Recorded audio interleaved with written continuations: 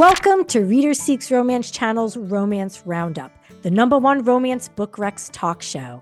I am Liz Donatelli. And I'm Libby K, author of the sweet romance series Buckeye Falls. Libby and I are sharing our favorite romance reads of the summer. And my picks feature cowboys. Watch Romance Roundup on Reader Seeks Romance Channel and subscribe on YouTube. Listen to Romance Roundup on Podbean and all podcast apps. Viewers and listeners can email us at readerseeksromance@yahoo.com. And follow us on Instagram at LibbyKAuthor and at ReaderSeeksRomance. Hello, Libby. Hello, Liz. How are you? Okay. Yeah. All right. Well, I don't have much chit chat left in me. Yeah. So today is Wednesday. Typically, usually we blame Monday. We usually blame Monday, and then we've been doing recordings later in the week. Yes. I actually feel, believe it or not, that I have more energy on Monday, but I also make more mistakes on Monday. Agreed for me on both parts. Even though it is still technically summer, I am ready personally to move on to the fall. So I think this is a good time for us to talk about the books we read this summer that we really, really loved. These aren't books that necessarily released this summer. However, Correct. I happen to have picked 2 books that released this summer. You did the homework, Liz. I did not do the homework. No. I mean, you were able to, we said beforehand, it didn't have to have release in the summer. All mine are from the spring of this year. It's just, I am basically a season behind on my TBR. All the spring reads I didn't read in the spring that I really wanted to, I read in the summer. So now I'm about to start my summer reading right before fall starts. So, yeah. Well, that makes sense. So that means we'll be reading the 2025 books in our TBR probably in the spring or summer. I mean, hopefully. We've talked about this before. I can tell, and I don't know what's going on, if it's just me or if it's the world. I have become such a mood reader that it is so hard to pick something up if I'm not perfectly in the right headspace for it. And so that is why the 3 that I will rattle off in a moment are from the spring, is because I've been thinking about them and I'm like, oh, those sound good. And then every time something, came up, I'm like, I'll read those other ones later. So yeah, total mood reader. Yeah, can't help it. Well, Libby, let the roundup begin.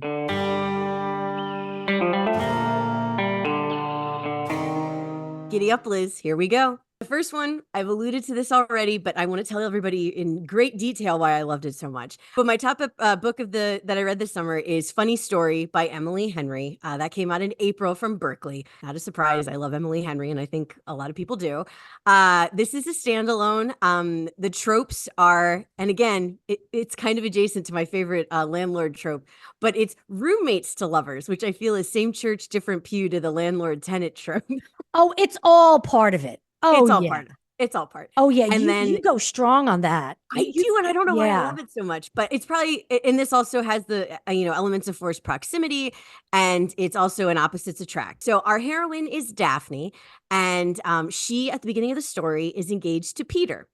And so obviously we know, because of reading the back of the book, that that's not going to work out so well. Before you continue, it sounds as if you've paraphrased the back of the book. So how long, am I correct on that? The back of the book is like 1.5 miles long. Okay, and that's what I was going to ask. I'm like, should I be paraphrasing? Should I just read this and it'll be a bedtime story for Liz and our lovely listeners? So So this was another mile-long book description. Another mile long.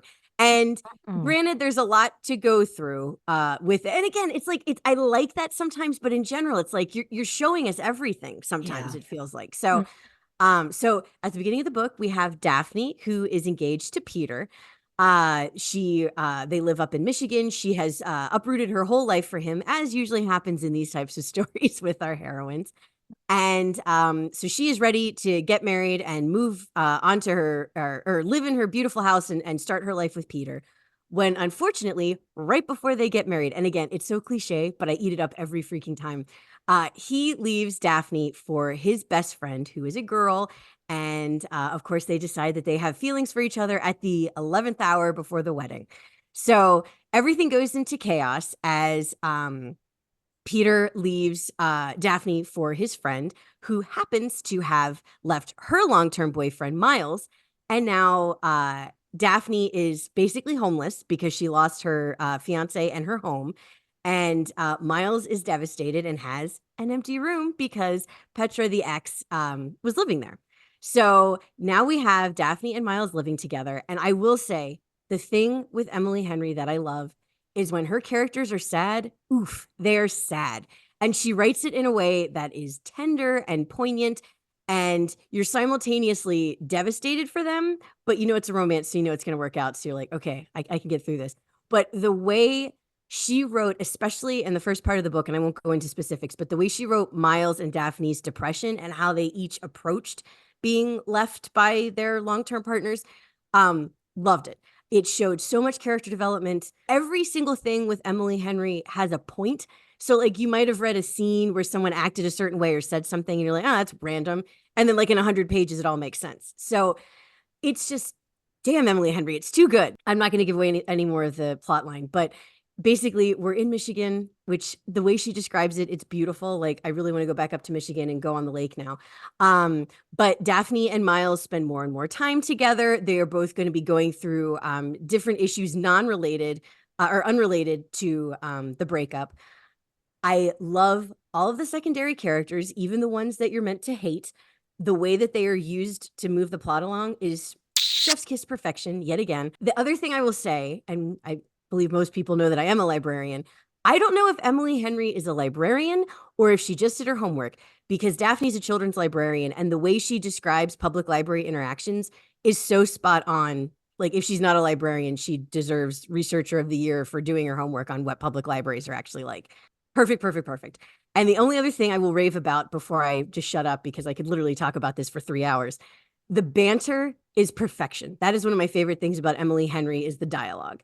So, like all other Emily Henry books, this is a hard-earned HEA, but it is worth it. And I will continue to have her be a must-read author, and I will tell anyone who will listen to me, and you will know this because I've been talking your ear off for a month. I just think this is one of her best books, and I just thought it was the perfect summer read.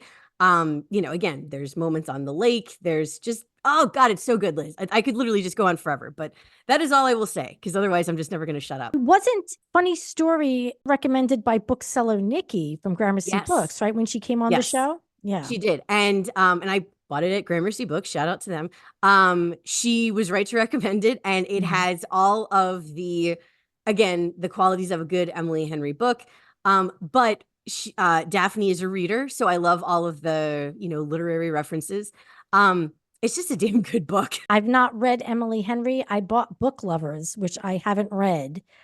I don't know why, but I haven't. I haven't, because every time I read this book or try to read that book, somebody I love ends up in the hospital. That's right. That's the cursed book. So I feel like it's cursed. It's the only one of hers I haven't read. And I want to, but every time I pick it up, something happens to somebody I know. So I just don't want to risk it right now. We'll just wait.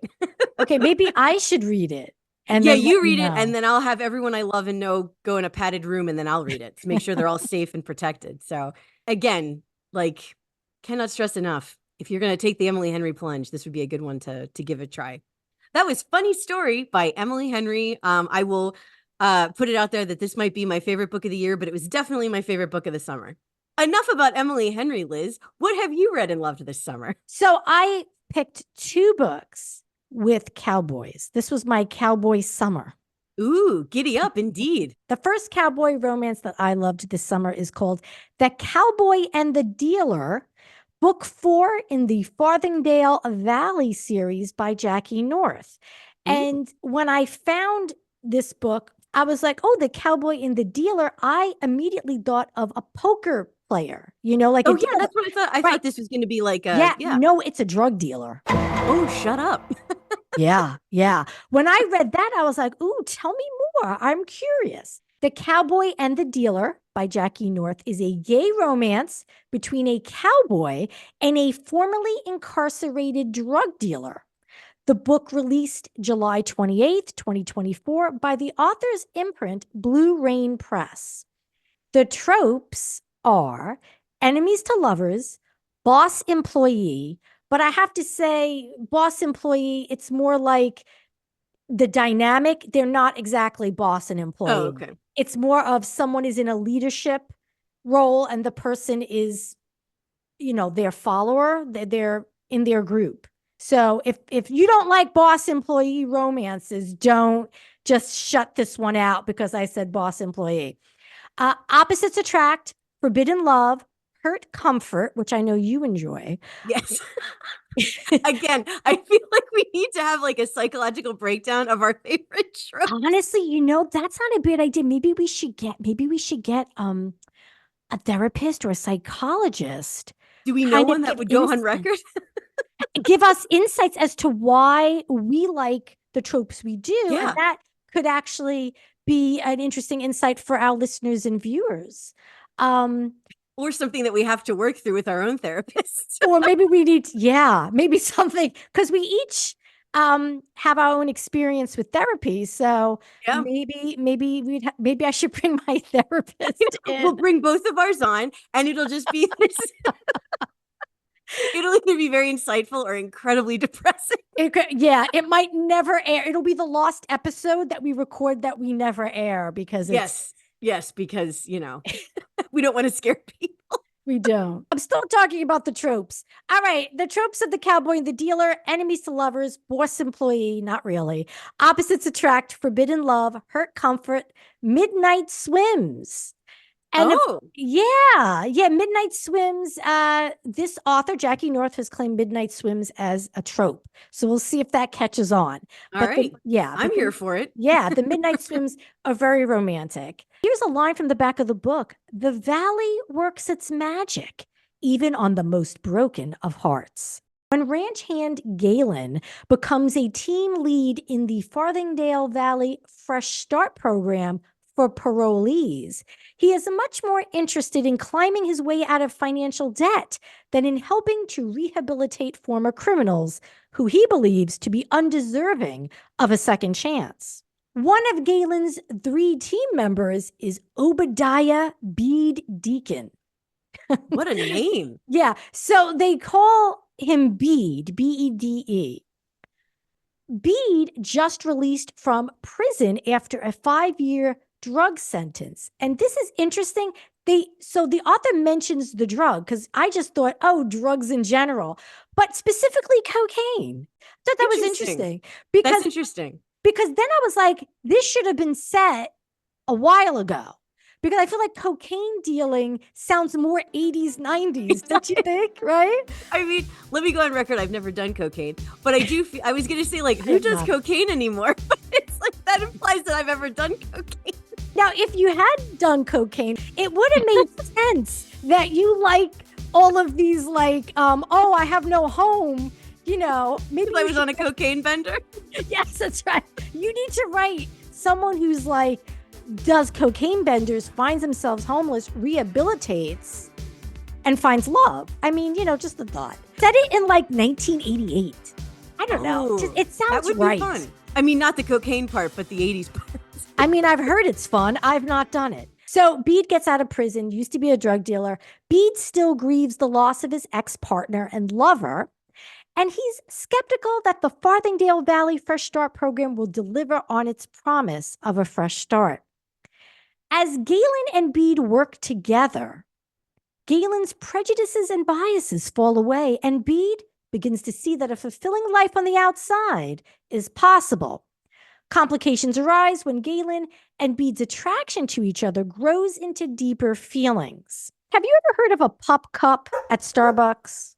Is that with like the whipped cream for dogs? Yes. Yeah. I had never heard of that before. And I don't have a dog, but I've seen it because once when I was there, they gave me one thinking I was the car behind me.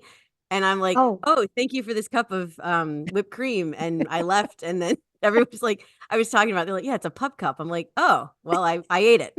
I had never heard of it. I don't have pets. I've never had dogs or any pet beyond a goldfish, but I had learned what a pup cup is from reading The Cowboy and the Dealer. And do you know that still stays with me? That my mind was blown about this whole pup cup situation. But there's more to love besides the pup cup. Other than whipped cream. Because I now want to get pup cups. I love whipped cream. The Cowboy and the Dealer is a deeply emotional love story. It's beautifully executed by Jackie North, whose work I have not read before. So I was really excited to find this new to me author. Now it is dual point of view, but you do get some insights from some of the other parolees. It's so thought provoking and it's written with great sensitivity. And it nice. really makes you, even if you share some of Galen's prejudices, perhaps at the beginning, you like him will kind of like soften to some of, to really welcome these parolees into your life. Galen and Bede are both working through grief in different capacities. And they're also both at a crossroads in life. And they support each other as friends first, and then that love builds organically, although they do have intense longing and yearning from the beginning because they're both hot stuff. The romantic gestures are bold and brave, which really fits both of their personalities. So I really loved The Cowboy and the Dealer in the Farthingale Valley series by Jackie North. I am definitely going to check that out because it sounds different. It's a different twist on the cowboy romance. And I love a good cowboy romance. So, Libby, what fave romance of the summer have you now? Okay. Have you now? Have you now? Have you now, Libby?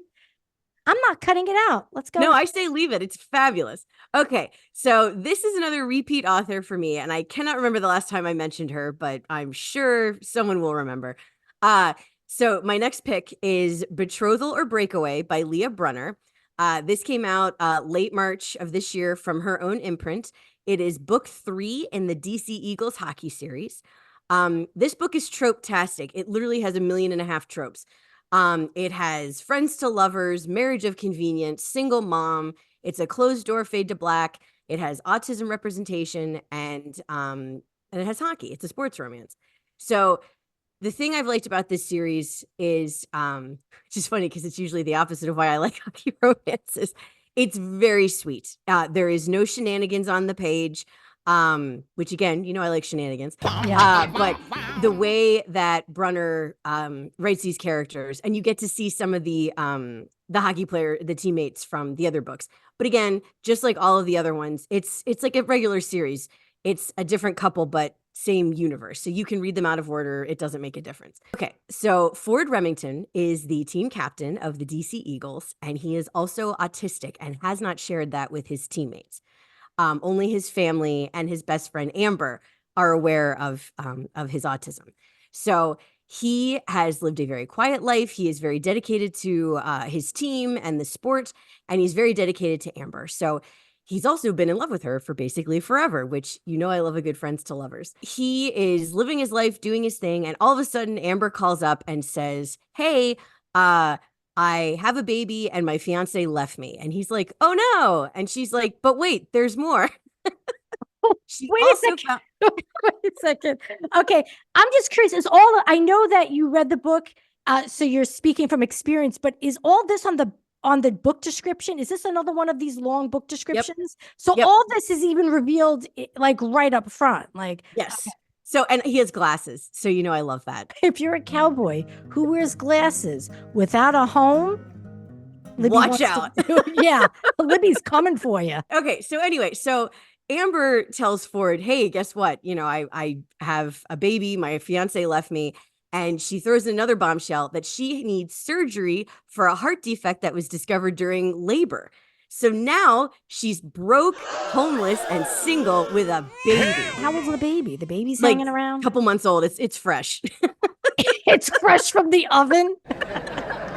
And so what does her sweet hockey playing best friend do? He's like, "Nuts to this. You're moving to DC. You're going to marry me. I'm going to be your insurance. You're going to get this surgery and you're not going to have to worry about a thing."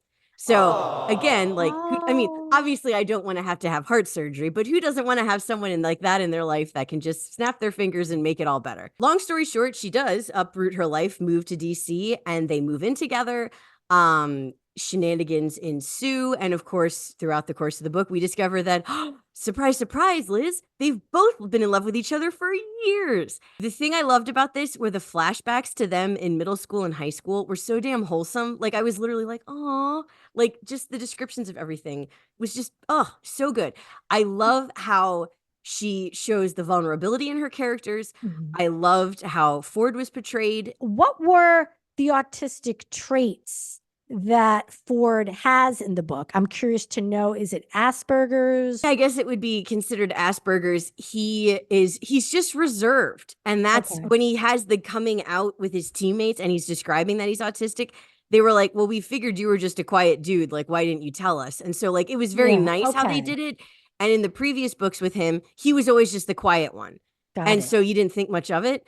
I really like how Leah Brunner just has her characters. They feel authentic.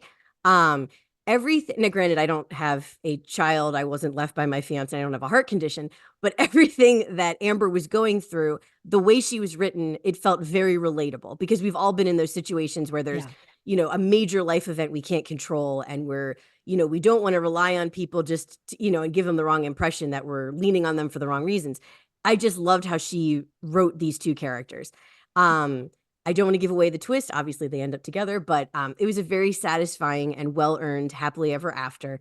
And again, it is a very sweet story, and the scenes with Ford and with Amber and then with her baby are very sweet. And again, you get to see the other teammates and their wives and girlfriends. So even if you didn't read the other books in the series, those interactions are very enjoyable. And if you've read it before, it's like, oh, that's great. And if you haven't read it before, you're like, oh, that was cute. Maybe I'll check out the other books. So very well balanced in terms of reading a series in the middle of it. I highly recommend Betrothal or Breakaway by Leah Brunner, book 3 in the DC Eagle series. Next. I've got for you an alien cowboy romance. That's right. Is there cocaine, though? I wish. Yeah. I want to read a nice cocaine alien cowboy romance. We're going to get messages from listeners and they're going to be like, are you two okay? Like, no, we're not. So last week, I mentioned that I was looking forward to reading Kimberly Lemming's I Got Abducted by Aliens and Now I'm Trapped in a Rom-Com. Yes. Which releases 2025. And I've mentioned enjoying alien romances before on the show. I'm really curious as to why I'm really drawn to that. Again, we need to have that therapist come in. So one of my favorite romances of this summer is sci-fi marriage of convenience romance, Married to the Alien Cowboy by Ursa Dax. Book 1 in Cowboy Colony Mail Order Brides. You just said a mouthful, Liz. I am intrigued and I need to know more. The book released July 9th, 2024 by the author's imprint, Peace Weaver Press, Inc. Here's the book blurb. Welcome to the Cowboy Colony planet, where men outnumber women 10 to 1 and cattle outnumber them all. Just an FYI, there are some creatures that are cattle. They're called cattle, but they're creatures that are not cows. I thought you should know that. I have a feeling that's going to be pertinent very soon. Well, no, I can't mention the cattle scenes. That sounded really erotic for me. I can't mention the scenes because PETA will be on our case. Everything, the cattle are respected. Here's the gist. In debt and on the run from a crime boss, Cherry is desperate to leave her home planet, Terra Tribe 1, which is a lot like Earth. Okay. So Cherry signs up for the Zabrian Bride Program and receives an all-expenses-paid one-way trip to an isolated ranching post so that she can marry an alien cowboy. After a month of marriage, the groom can terminate the marriage and Cherry's security if things aren't working out. So we've got those stakes and we're on a timeline. Ooh, okay. I kind of like time crunches. Those are fun. Yeah. It's the ticking clock. That's what I know. Thank you. I couldn't think of what it was called. Ticking clock. Because Cherry rushes through the onboarding process, she doesn't understand that the Zabrian outpost is actually a penal colony. Now, I just realized when I said that people might think penile, but it's penal, a penal colony. So I picked two romances parolees dealing with parolees. Okay. No judgment on this show. No, honestly, like this is where I'm going to go with it. I'm going to try to find more books that have formerly incarcerated peoples. The mention of the penal colony, it's like mentioned very, very early on in the book. So I'm not giving any big spoilers. Silent Sylar, as he's called by his friends, talks more to his animals than he does to his new wife, Cherry. Not great with words, Sylar shows Cherry his growing affection through sweet gestures and respecting boundaries. As Cherry, it's so sweet. Sylar. As Cherry and Sylar fall for each other, their happiness is threatened by secrets from both their pasts. There's some action, there's some humor. So, Married to an Alien Cowboy isn't classified as a rom-com, but there are some genuinely funny scenes between the two because they have a lot of differences. There's some miscommunications involving her nipples that is really funny.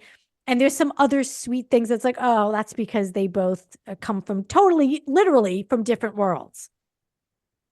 Now, we've talked before about world building and sci-fi and paranormal, which is why we're very selective on that. Yes. And I have to say that this is Libby world building approved because there's just enough world building to feel transported without feeling overwhelmed. Perfect. Yeah, so I really dug that a lot. Sylar is a delicious cinnamon roll. Aww. Cherry is a nurturing, resilient sweetheart. And there are so many romantic gestures and tender moments. It's a really cute illustrated cover. Sylar has blue hair. He has a tail. And I know that there might be readers who are like, oh, how can I possibly take it seriously? But man, Ursa Dax does a really great job of writing romance protagonists you can really root for. Love is transcendent, love is universal, and their feelings of uncertainty and, oh, does he really love me? And, it's just really beautiful. And I liked the twist on the marriage of convenience being part of, like, because you've heard of historical romance where there's a mail order bride, and it's usually in the West because the West, they were expanding and trying to build the population. So that's what they're doing on this planet, on this penal colony. They're trying to now give these people who have done their time, give them families and grow this penal colony ranching outpost. So I liked that twist. And it's like interplanetary male bride. I like that there's different elements to this. It's not just, aliens. Right. It's right. Exactly. And he's very respectful using his tail. I've read some tail action in paranormal and alien romances that have left me feeling, I don't know how I feel, really. Yeah. But this was respectful, sexy tail action. So on that note, I really loved Married to the Alien Cowboy by Ursa Dax. And that's impossible to follow. I believe you have one more for us, Libby. I do. And I forgot that I put it on here. And actually, I will say this is a very, very close second for the summer for me. And it's by another author that I have raved about a lot before. Okay. And it might not be a surprise to anybody who it is. It's Cat Sebastian. And the book is You Should Be So Lucky. This came out in May, so kind of summer adjacent. And it's from Avon. It is book 2 in the mid-century NYC series. You can read it as a standalone for sure. There are very brief mentions of Nick and Andy from the first book. I mean, very brief. So, don't feel like you're missing anything. The tropes are, this is a gay romance. It's grumpy sunshine, found family. There is a grief element. And technically it's a sports romance because one of the heroes is a baseball player. So it's 1960 and Eddie O'Leary's baseball season is the worst ever. He can't manage to hit the ball. His new teammates hate him and he's living out of a suitcase and he's homesick. He's living out of his suitcase, is he? Well, that's true. He's living in a hotel. Yes. Didn't even register when I read the book. Look at that again. Your streak of unhomed protagonists. I'm telling you, I need to talk to my therapist next week. We both do. So when the team's owner ordered Eddie to do a series of interviews to try to boost up his image, they set him up with a very snobby reporter. And Eddie is ready to call this whole deal off. He can barely manage to behave himself for the length of a game, let alone an entire season, and interact with the snob known as Mark Bailey. Mark Bailey is not a sports reporter. He writes for the arts section, and these days he's barely managing to do that much.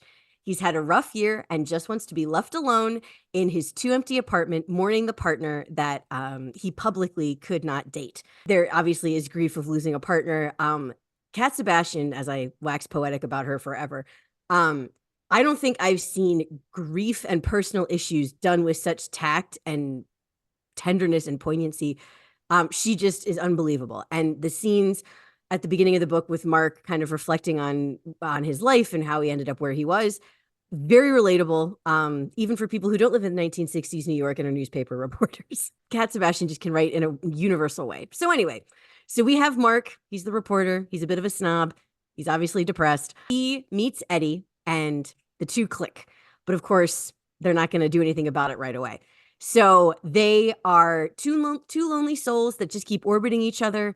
Eddie agrees to do the interviews for Mark. They keep finding ways to hang out and to be together.